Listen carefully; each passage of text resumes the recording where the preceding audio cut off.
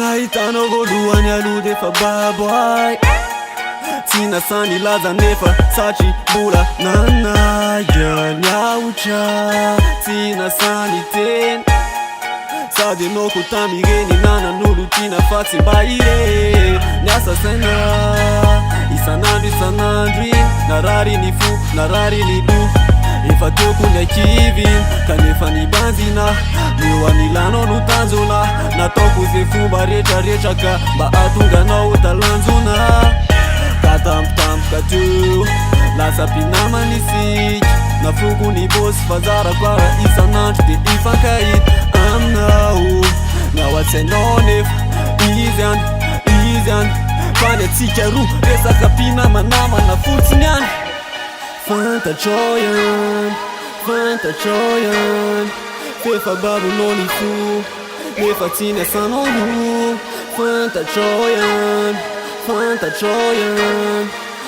babonao ny fo nefa tsy niasanao lo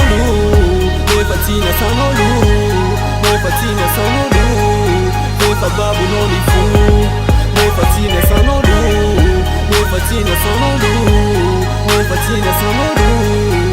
nefa babonao ny fo nefa tsy niasanao lo aty aorina kely misarakanareo roa tsapako misy ny fahorinao nefa ataoko ahoana mo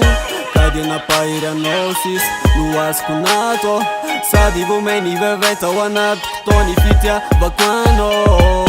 ka de tsy tanako itsony mbora fa efa tena nandoro hoe tiako ianao efa ela fa tsy hoe vo zao ka mba miangada raha azo atao fa ny amiko rehetra efa lasanao tena resaka mba mitalao azalavina fa tena tianao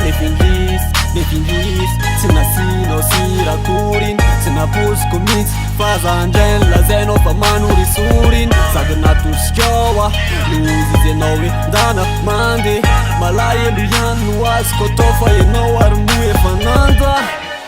fantatrao ihany fefa babonao ny fo nefa tsy niasanao lo fantatrao ihany fefa babonao ny fo nefa tsy niasanao lo fefa babonao ny fo nefa tsy niasanao lo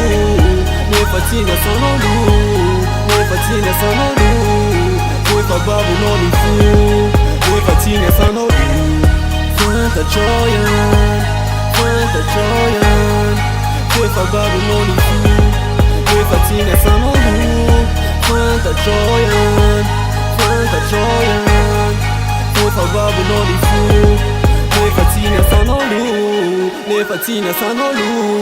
nefa tsy niasanao lo fefa babonao ny fo nefa tsy niasanao lo fefa babonao ny fo nefa tsy niasanao lo